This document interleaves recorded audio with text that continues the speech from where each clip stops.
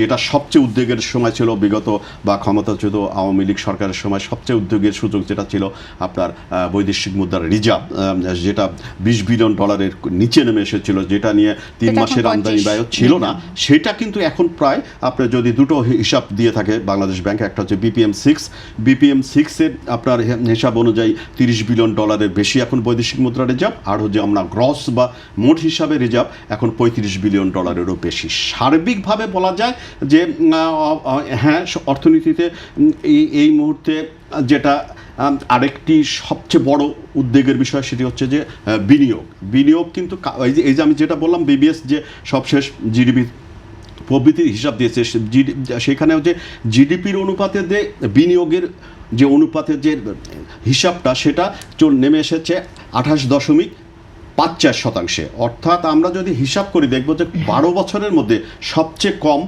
বিনিয়োগ হয়েছে আপনার এই গত 2024-25 অর্থ বছরে। অর্থাৎ জিডিপির অনুপাতে আপনার বিনিয়োগের শতাংশ হিসাবে যেটা অনুপাত যেটা সেটা নেমে এসেছে 28.54%। অর্থাৎ এই 12 বছরের মধ্যে এইটা সবচেয়ে কম। এক্সট্রিম মশার কয়েল প্ল্যান্ট ফাইবার দিয়ে তৈরি, তাই সহজে ভাঙে না, সুগন্ধিযুক্ত ও নিরবিচ্ছিন্নভাবে জ্বলে। ডেঙ্গু, চিকুনগুনিয়া বাহি সহ যে কোনো মশার বিরুদ্ধে দেয় এক্সট্রিম সুরক্ষা।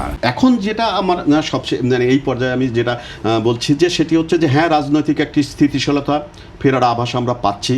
সবাই আশা করছে যে হ্যাঁ, হয়তো রাজনৈতিক স্থিতিশীলতা আসবে, কিন্তু অর্থনৈতিক স্থিতিশীলতা আনতে হলে আপনাকে কমপক্ষে 1 বছর সময় দিতেই হবে। এই বিনিয়োগ আপনি হঠাৎ করেই আপনি বাড়াতে পারবেন না। অর্থাৎ এই যে আরেকটি বড় সূচক আছে সেটি হচ্ছে যে বেসরকারি খাতে ঋণ প্রবাহ, যেটা একদম তলানিতে নেমে এসেছে, সেটি হচ্ছে যে 6.1% নেমে এসেছে।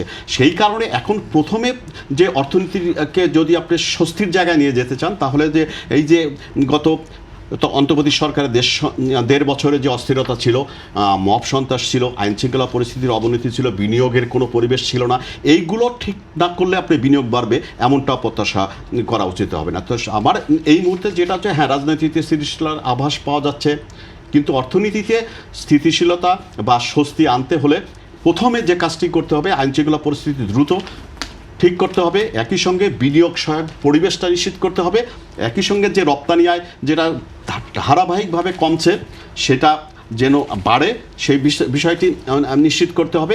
আরেকটি বড় বিষয় হচ্ছে যে মূল্যস্ফীতির লাগাম টেনে ধরতেই হবে।